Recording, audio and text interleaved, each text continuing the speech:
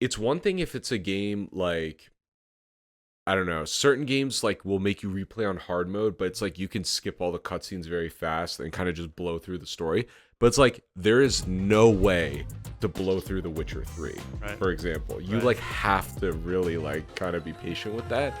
So to put like 200 hours into a platinum makes no sense. Yeah. Ideally, like in my mind, the best way to do a platinum trophy or an achievement kind of system is like, what's going on, guys? Welcome back to another episode of the Reticence Games podcast. I'm Nick. I'm Arman. And we are lifelong gamers as well as video game developers. And for today's episode, we're going to be talking about collectibles and trophies. And this is going to be fun because Arman is not a trophy hunter and I'm a completionist. So we're going to talk about whether or not it's a dumb thing to do, whether it's cool, what kinds of collectibles are fun in games, and maybe like think up like for our own game what will be some cool trophies potentially or something like that. But if you guys didn't know, we are currently developing a game called Traveler's Refrain, and that is, we have a demo on Steam right now that you can play. And Traveler's Refrain is a 2D hand-painted action RPG about a wandering musician who travels to a mystical forest, and you get to play his instrument and cast spells with his instrument to defeat monsters and stuff. So go check that out on Steam and let us know what you think of the demo. But yeah, I guess I could give you guys a heads up too. We've been kind of on and off the past couple of weeks. So we had Steam Next Fest, which was awesome. Mm-hmm. And then I think we shot a podcast. And then we had this like insane storm roll into Houston. Yeah. Two. We had a tornado and then we had a hurricane. Yeah. Maybe I'll like post 2 weeks apart or something. One of the pictures that you sent me a couple weeks ago. But like, no lie, guys, Arman lives like near the bayou, and the water filled up like to 15-foot tree level. Didn't you say like the first floor people were like panicking? Yeah. There was a lot, and there was a lot of like there was like mud, like bayou water, all the way up to like almost the first floor. You could just kind of look down on. Maybe we could put the pictures in the thing, but it was crazy. Nuts. It was nuts. Yeah. So like they were out of power and water. So he came with his family and stayed with us for a bit. So we had that, and then we all got sick, so we were sick, and then I tried to go on a vacation yesterday, but my flight got canceled because of all the stuff that's been going on with the airlines the past week. So it's just been wild, but we're back here. Arman will be going away this upcoming week, so we might have a guest next week, but we are trying to get back on track with the podcast because we know you guys like watching these episodes. So yeah, enough of that. Why don't we just get into it? Let's do it. Okay, so why is trophy hunting stupid, Arman? Well, I think, you know what? I'll say this. Younger me probably would have gone for more trophies, I think. Because back then I only had so many games, you know, X number of games. And like I would just have to replay them because that's all I had. So instead of just replaying them, I would just 100% them. Like Legend of Zelda Ocarina of Time. Like, you know, get all the stuff in that game 100%. Nowadays, it's like so fatiguing to get 100% on anything. I know. It's like Tears of the Kingdom, like that's that game, like impossible to 100%. Yeah, like that would take me forever. And I was just, you know, I don't know why I did this, but at a certain point when you're playing Tears of the Kingdom, you just get into it so hard. Yeah. Well, you start just completing like the most random quests. Yeah. Like, even if they give you, like, a fruit, you're just like I'm going to harvest these dumb rocks and upgrade my little power thing that I don't really need to upgrade because I have, like, items that can refill it, but... Yeah. So, I think Tears of the Kingdom was one of those games where, like, I tried a bit, but I was, like, at one point, I was, like, there's no way I'm... Like, for example, there's, like, those... 3 power shrines that you can do where you have to like deliver something to the shrine, like from the dragons, the teeth or something. You have to bring them to the shrine of power. Yeah. I did 2 out of 3 of those because I just didn't finish it. So I thought you finished all the shrines in that I did. A quest. Oh, it was a quest, not a shrine. Yeah. I did finish all the shrines, so that was one thing that I was like, I have to complete this. I was actually kind of surprised that you completed all the shrines in that game because you didn't do it in Breath of the Wild, right? Yeah. Yeah, I don't know why I did it in Breath of the Wild. I think I just must have had something going on at the time. I just didn't get around to it. I honestly think, too, some of the shrines in Breath of the Wild were very, like, obtuse compared to Tears of the Kingdom. I remember specifically there was this one. Do you remember the mountain that's, like, split in half? Did you do those shrines on each side? Do you remember that? In Tears of the Kingdom? No, in Breath of the Wild. Breath of the Wild? I don't think so. Dude, they were like, it was like this puzzle, like a graph on the floor almost, and each side had like the flipped version of the other one, so you kind of had to visit both of them. This is from memory, but you had to figure out something on each side. Because I did that in Tears of the Kingdom. Maybe it was similar in Tears of the Kingdom, but yeah, it was much harder in Breath of the Wild, I guess is what I'm saying. So I even remember being in some of those shrines and being like, what the heck am I supposed to do here? Yeah. But I will say this is the benefit of completing them. In Breath of the Wild, you got the green Link tunic, which they just kind of give you in Tears of the Kingdom, but it was like a cool reward. Yeah. You have to go find it, yeah. But it was a cool reward for like finishing everything pretty much. Yeah, but aside from that, I don't know. It's not like you get anything from getting trophies, really. You get the street cred, dude. Oh, okay, yeah, with who? With PlayStation. Oh yeah. Okay. And if people follow you, they get to see that like shiny platinum. They'll get to see like Skater Nick has like 28 platinums or however many I have. I think it's fun if like you love the game so much that you want to platinum it, but if you're just like on a hunt to platinum every game you play, I think you're wasting your time. Yeah. I definitely feel like I'm wasting my time a lot of the time, but I still do it anyway. So you tell me, why do you trophy hunt? I don't know, man. It kind of depends on the game. Sometimes if the trophies just look easy, even if there's a couple annoying ones, I'll do it because I'm kind of like, okay, the couple annoying ones is only going to be like another hour of gameplay, let's call it. But I don't know. I just like the feeling of checking things off a checklist. And nowadays, because, I want to invest the time in the game that I've bought, it's kind of like I want to feel like I've actually finished it before moving on to the next one. And it does kind of suck because, like you said, games are like so crazy huge right now. So a lot of times you do feel like you're sort of wasting your time. But it just depends on the game. So like an example of a game that I really liked getting the platinum for was the Spider-Man games, because their quest, it's kind of just like actually complete the game. They're not like, have Spider-Man kick an enemy 500 times, stuff like that. Yeah. It's just like there's objectives on the map, and it's basically like if you basically get everything, then you get the platinum, which I think is the best way to do it. Here's another perspective too, which is like for me, when I'm playing games, is if I can't figure something out within like, I don't know, an hour, that means that I need to go online and look it up. Yeah. And when I go online and look it up, now I feel like I'm cheating. I do it all the time. I know you do. You're the strategy guide like Wiz. Like you just like collect them for some reason. I just like it. I don't know. I can't beat the game without the strategy guide. Yeah. Must open strategy guide. I mean, if I'm like running back around in the day, strategy guides were the shit. Yeah, so, yeah. They were cool. They had all the cool art in them. They had the cool art and stuff. But nowadays I feel like there's no strategy guides. Everything's online, and you can like go on YouTube and find a video how to do something. But like what I'm trying to say is like if I can't figure it out in an hour, now I'm going on to YouTube or whatever on some forum, and I'm trying to figure out how to beat it. Yeah. And now I feel like I'm cheating because I'm like I needed outside help to beat this game, which I don't like doing. Yeah, I like to just figure it out on my own. And that's kind of part of the reason why I don't like go and do all these things, because generally if I need to look something up online, it's kind of like I'm thinking of something recently. I platinumed Assassin's Creed Mirage, and one of the trophies was like, it was one of these dumb ones where it's like you have to pull like one of these things on a guy that's chasing you like 6 times, and it's like I don't want to have to organically figure that out. I'm just gonna find the best spot to do that.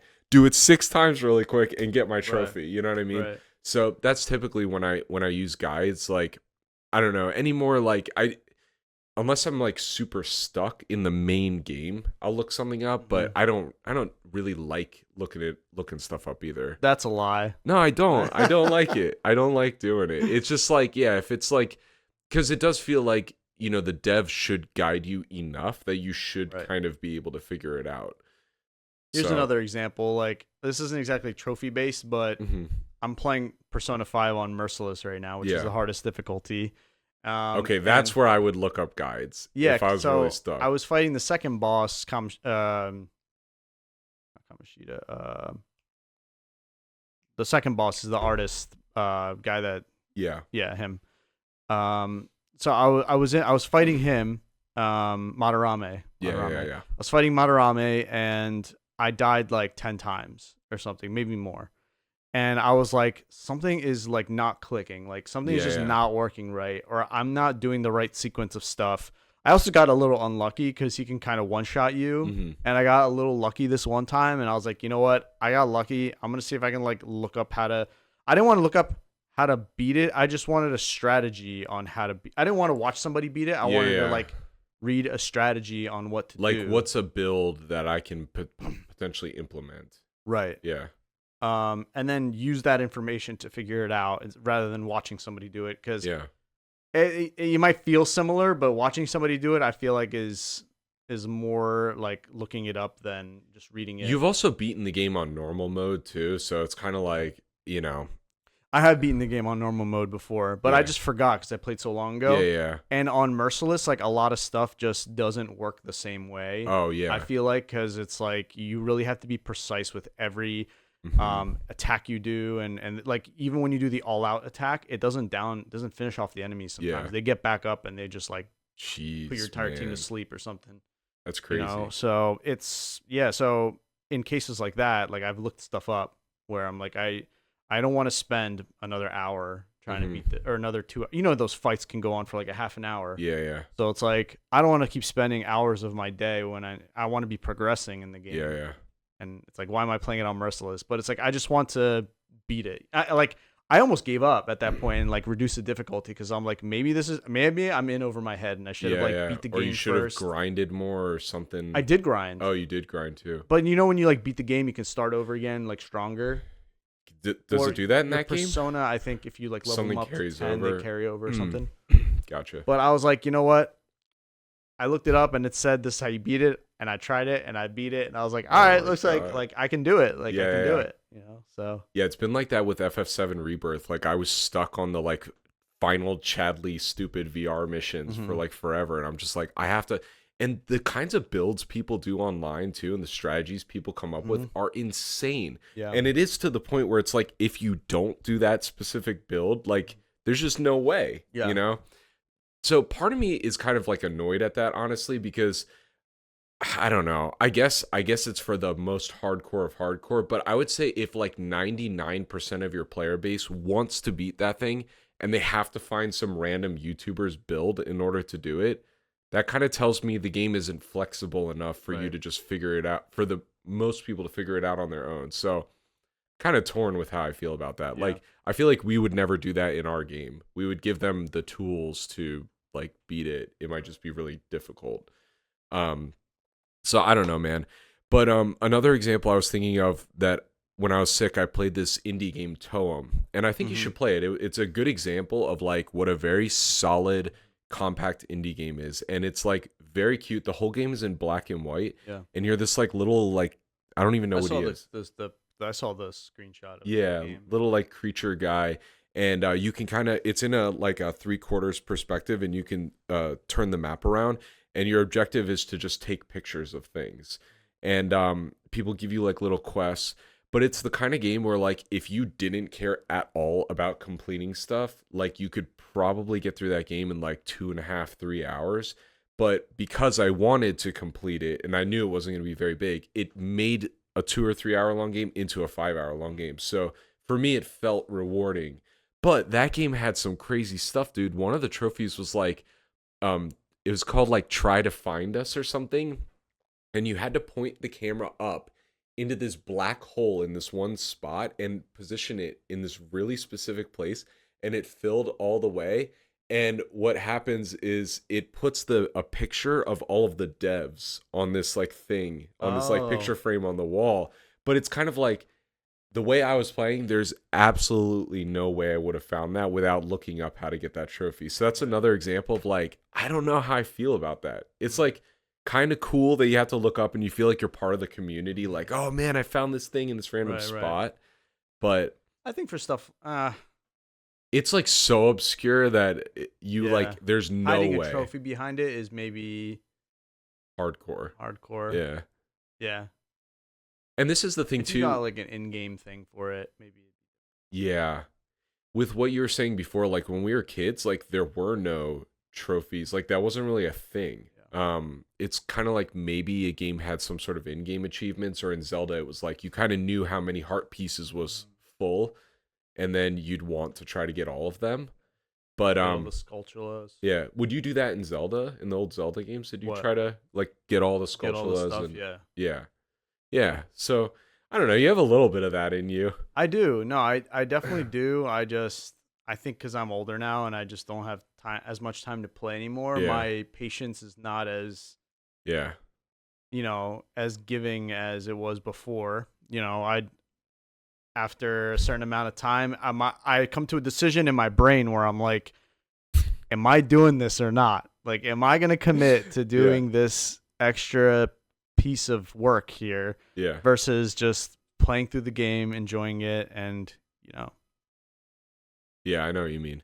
What I hate is like trophies that, like in The Witcher 3, for example, where there's different endings tied to a trophy. And it's one thing if it's a game like, I don't know, certain games like will make you replay on hard mode, but it's like you can skip all the cutscenes very fast and kind of just blow through the story. But it's like there is no way to blow through The Witcher 3, right. for example. You Right. like have to really like kind of be patient with that. So to put like 200 hours into a platinum makes no sense. Yeah. Ideally, like in my mind, the best way to do a platinum trophy or an achievement kind of system is like you collect everything in the game and you get like maybe you get the best ending for a trophy, but you can save scum beforehand. Right. You know? Yeah. And then you could just reload the save, beat the boss in the correct way or whatever. Yeah. So I don't know, man. I think that it very much depends on the game. I think just some devs are like too crazy with their expectations of the player. So for me, it's like, yeah, I can agree with that. I think it's just become the culture though. Is like, is that right?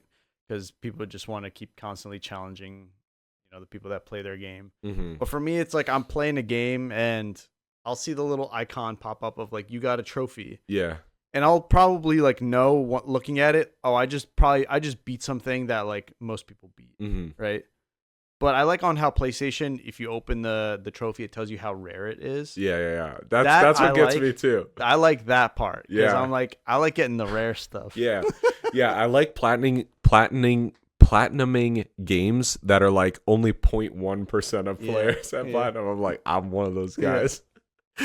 It's so dumb, dude. It's so dumb. But if anyone finds me on PlayStation Network and looks at the amount of trophies I've collected, it's disgusting. Yeah. I have like over 4,000 trophies just in general. Crazy. Dude. Yeah, I'm pretty crazy. But I am more of a PlayStation gamer. I wish they put trophies in Nintendo consoles. I don't know why they haven't done that. Nintendo doing Nintendo things. Yeah. In the Wii U era, I don't know if you remember, they had like a sticker system that kind of acted like trophies. Was it? I don't even remember that. Yeah, you could like collect stickers in the games and it would show up on your little like gamepad, like the empty slots. So it was like kind of a soft way of, it wasn't even a public thing, but it was an in-game achievement system, which was kind of cool. Yeah, they should implement some kind of achievement system or like a badge system and whatnot. That could be pretty cool. What's your favorite kind of like collectible? Favorite kind of collectible, like an in-game collectible? Yeah. That's a good question. I guess I want to say one that comes to mind. I don't know if this is my favorite, but I like getting like mining materials so that I can build like weapons. Yeah. I think that's pretty cool.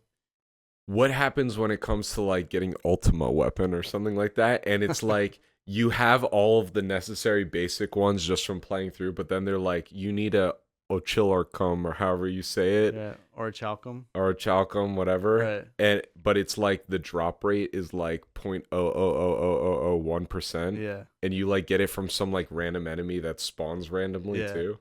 How do you feel about that? I'm probably gonna do it. Really? Yeah, because see, you're so like I know I'm weird You're about so it. weird about it, dude. I know, because there's some things I like and then some things I don't like. I guess if it's in game and I'm like, I have to get that sword, like Yeah. I'm gonna get it. Yeah. Or like I'll go through like a dungeon at the end of the game to get like the final weapon. I don't know. You know what it is for me too is like optimizing to being like the strongest character I could be. Yeah. Even though like sometimes I do it and I like am way too overpowered for the situations. I like being overpowered at the end of the game. Yeah, but I kind of wish that like more games like were harder at the end, so it's like doing all that stuff paid off.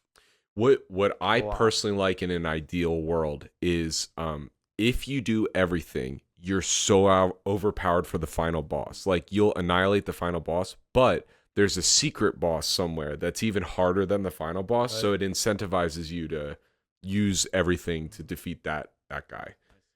That's pretty fun to me. And Kingdom Hearts, I know I talk about Kingdom Hearts a lot, but Kingdom Hearts does stuff like that, and they also do that. That's what made me think about it. There's this stupid like mushroom enemy that will randomly spawn in the different worlds. Like he'll spawn in randomly in different parts of the map, so you kind of have to keep running around the map to try to find it. And then there's things you have to specifically do with them. So like one of them, for example, from what I remember, is like you have to like hit him up and juggle him like with your Keyblade like 40 times for him to spawn this item you need for the Ultima weapon.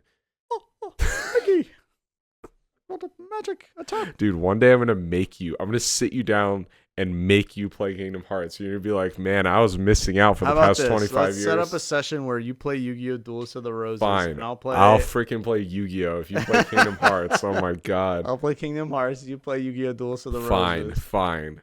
We'll and do we can't get up or do anything until can't go to the bathroom. You can't eat or drink. You have like a harness like tied to the seat. Every trophy you get to like get one piece of your like arm out or something. You get one sip of water. Oh God, dude. Yeah, for me, it was kind of like what you're saying in terms of making your character powerful. I specifically like collectibles that go towards making the characters stronger in some way. So maybe not so much the mining material things, but more like in God of War, for example, there's chests that like you get a piece of like an energy to increase Kratos' health or whatever. I like that kind of stuff. Right. Yeah, that's pretty fun to me. And honestly, I like collectible games in general, even like the old like platform games like Mario 64 even like or Mario Sunshine, the shines or the stars. Like those are also games that you would get everything, right? I mean, I tried. I don't think I not gotten all the stars in Mario 64. I got them in Mario 64, but not in Sunshine. Yeah, Sunshine's pretty hard. Yeah. I did that recently when they did that like kind of remaster trilogy thing. I did Mario 64, Sunshine, and then Galaxy in a row, and I got everything. And it was Sunshine was the hardest to get everything, in my opinion. Sunshine mechanically is like challenging, right? You got to be, especially for those like puzzles where you're like in those like abstract puzzles where the shapes are all moving. Yeah. Those are so much fun. Yep. But dude, there was one. Do you remember? There's some where it's like the little pegboard where Mario jumps down and like you have to like fall the correct way into a slot. I don't remember that. And even if you kind of cheese it a little bit, like you try to like glide up and push yourself over, there's like invisible walls. No. Yeah, it's really bad, dude. Jeez. So I remember like getting stuck on those like a whole bunch of times. Yeah. But yeah, that was pretty difficult, but it's fun. That game's awesome, dude. Yeah, it is. No, for sure. It's the music track. I mean, everything is just awesome. One thing too is like this. I go back to Dragon Quest XI when I think of this, but that game did such a good job of spacing out the collectibles and putting them in places where you expect them. Which I think is like under the waterfall, behind the camera when you enter a level. Exactly. Yes. Or like you just got a treasure, yeah. So there's not going to be one here. Yeah. But you go check anyway. Yeah. And there's no chest there. But you knew in the back of your head there's not going to be a chest there because you just got one. Yep. I mean, but then you've been walking around for a while. You're like, I haven't gotten a chest in a while. Yeah. There's got to be one here. Yeah. And lo and behold, there's a chest right there, right when you're expecting it. It's almost like in these intervals, or like certain places throughout the map, they know you're going to explore in a certain way. Isn't that kind of crazy that like we're such jaded gamers that like we know where to expect treasure chests to be? Like the other one that I know where they place treasure chests is on the upstairs of some like old woman's house. You know what I mean? Yeah, like next to her bed or something like that, or her wardrobe. Right. Like there's just these places. They're like know. JRPG chests. You know? Yeah. You're like kind of expecting you to find things. Yeah. That's what's been funny about playing games with Grace sometimes, or like having her play something herself, and it's like these instinctual things for us she like doesn't know, so I have to kind of explain stuff. But she knows by now. You always check behind a waterfall. And you always check the trash can. And the trash can. Yeah, you might find an Ultra Ball in there, dude. Yeah. Like on the SSN, right? Yeah. Or you find a Great Ball in there or something like that. Something like that. Yeah. Or you find leftovers. I think that's where you get the leftovers, right? What is that for? You put it on the Pokemon and it like regains health every turn. Leftovers. Dog. This guy doesn't know what leftovers is. He plays Pokemon, doesn't know what leftovers is. I do not remember. You're banned from playing Pokemon games. On the SSN, there's no way they had that. Dude, in Gen you don't 1. know what leftovers are? No. Come on. I didn't use. Do you know what an Ayapapa berry is? I know the berries. I just never ever use any of those things. I just power my way through those games, dude. Do you even give your Pokemon items? No. Dude, stop. No. Stop. I know there's like sunglasses and stuff like that. It just sits in my inventory. Dude. Oh my god. This guy still plays Pokemon like he's playing Red and Blue. Yeah, pretty much. Oh man. Too bad the times have changed and they just level up your Pokemon for you now. Oh my god, I know. That's alright. I'll still never get over how bad Pokemon Pearl Remake is. I know, and I wanted to play it too. I have like Platinum on my DS. I might as well just play like the original version. Or is it just a bad gen in general? No, you know what it is too? I started playing it right after I beat Legends Arceus, and it's the same set of Pokemon. Oh. So that was another thing too. I was just like, I just played with all these Pokemon. Yeah. It's kind of boring a bit. But also like I talk about this game all the time, but the movement mechanics are terrible. Yeah. Like you're bumping into walls constantly. It like doesn't like feel right. The bike, you press it a little bit and it doesn't go, but then you press it and you're like halfway like across the town in like a second, and it's just like, what's the point? And the movement mechanics are so bad that you just keep bumping into stuff with the bike. That's so annoying, dude. So that, and then the Pokemon battles are good. I mean, can't complain there. But the Pokemon still like they do weird stuff like, oh, like your Pokemon is sad, or like in the beginning of the fight, or your Pokemon wants a pat on the back after the battle. It's like, come on, let's go. Have you ever completed a Pokedex? That's another collectible thing. Yeah, it is. It is. Good question. I completed Pokemon Blue, and I completed Pokemon Sapphire. Oh, okay. Yeah, that's so that's a big one. That's like 350, I think. Yeah, something like that. Yeah, no, I definitely. You didn't complete Arceus, did you? Yeah, I completed Red, I completed Silver, and I completed Arceus.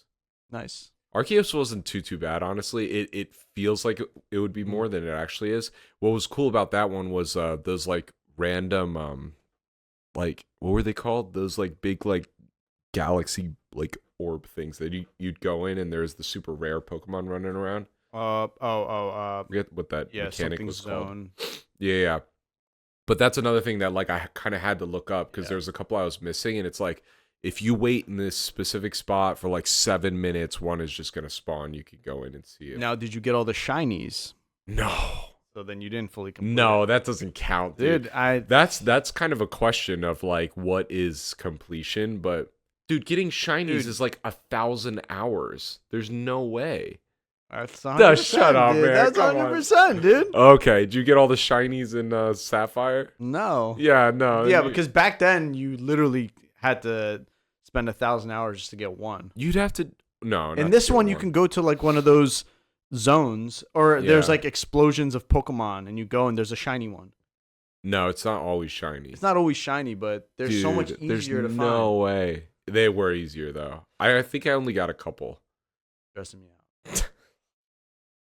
Get all the shinies. Are you kidding? I couldn't complete the Pokédex in silver, or sorry, in gold version because I literally all I had left was the Raikou, the dog, and like 2 other Pokemon that didn't come in gold, and I just couldn't get them from the other version. It was dogs were all in. Not both the games. dogs. Those other Pokemon that were like silver exclusive. Oh yeah. It was like a Growlithe. You didn't have a friend to trade it to you? Yeah. I didn't. You didn't have any friends. No, I got a bunch of them from trading, but there was a couple that I didn't get that I just gave up after I couldn't catch the Raikou. But I literally paralyzed the Raikou. I feared him so he couldn't. Sorry, not feared him. I made him so he couldn't escape. I threw like 50 Ultra Balls at him, dude, and he didn't get captured. Now I thought the game was broken, honestly. That's I just annoying. gave up. You need that what is it, false swipe? I did that. 1 health Dude, left. he had 1 HP, he was paralyzed, and I didn't let him escape. I threw so many Ultra Balls at him, and then he got away. That's so annoying, dude. And then you have to like randomly find them again, right? Exactly. So I just platinumed another game too. Dude, it was like when I was sick, I was like, I just want to play the most easy, dumb games, and I want to platinum them. That was like my objective. And I platinumed the second, or it's not the second, but the new SpongeBob game, the Cosmic Shake. But let me tell you about the platinum experience for this because it was really weird. So in what was it called? Battle for Bikini Bottom. That one was pretty cool because it was like there was like open zone levels, and it was kind of like you would get new abilities that you could kind of come back in them and like open up new areas and like get the collectibles.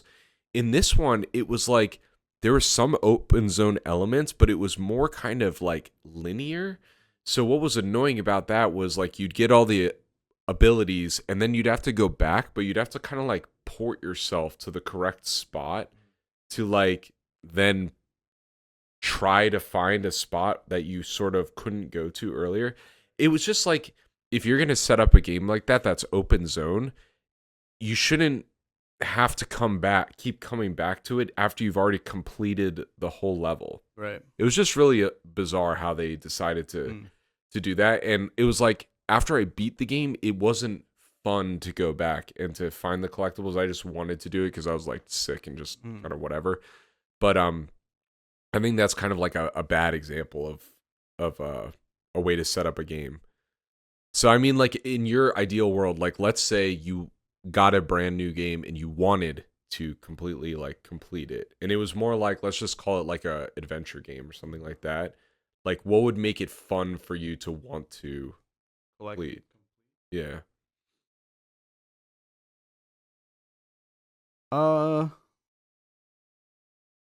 I guess stuff that's like kind of on the critical path more so because it's just easier for me, you know. But then what happens if you miss something? Because that annoys me too. Unless you can come back to it. Yeah, if you can come back to it. Yeah. Okay. I think that's probably would be good. But yeah, I guess I just don't want to feel like I'm going out of my way to do these little things like, I don't know, go blow up these 5 balloons and take them to the clown on the other side of the street. It's like, I don't want to do that. You know what I mean? Yeah. I want to do fun, interesting stuff that's cool and, you know, has to do with the actual game and not just like, I don't know, something completely random or, or you know. Yeah, like kick 500 enemies. Right. Yeah. Yeah, I know what you mean. Yeah, like if there's a main objective, like in Mario, it's already to collect the stars, but then there's extra ones. Right. That's fun because you're still doing the same thing. You're not like just randomly doing like dumb stuff to complete it. Yeah. Yeah, I think I feel you? pretty similarly. Yeah. Yeah, I like because what made me bring up the having to go back is I remember in old God of War games, because they were level based, you could miss chests, and there wasn't like a chapter select or something like that at the end of the game. It was kind of just like a linear game. So if you miss something, like you'd have to replay the whole game. and then have to look up a guide to be like, okay, where is the chest in this level so I don't freaking miss it in this 10-minute interval of being in this spot, you know? So, you know what game did this really well was Sea of Stars, because you would kind of pass stuff and you would be like, oh, I can't access this now. Yeah, and it's obvious you can't access it now. Well, sometimes it was, sometimes it wasn't. But, you know, I would try to get it. Yeah. But if I couldn't figure it out, like I'd be like, all right, I guess I don't have the tool to unlock this. But then I'd like go and unlock the tool finally. Yeah. I'd be like, all right, where was that again? I'm going to go back and get it. Yeah. That's me. Like, I like doing that. Yeah, I like that too. Yeah. I feel rewarded when I go back and get something that I saw that I now have the tool to use. Yeah, for sure. Yeah. Cool. I think that's a good point to kind of wrap it up. So yeah, guys, thank you so much for joining us. Be sure to check out Traveler's Refrain on Steam, play the demo, hop in our Discord and let us know what you thought of the game and what you thought of the podcast. What's your favorite collectible in a game, and are you a trophy hunter as well? I'd be interested to know. But until next time, we will see you guys later. See ya. Bye.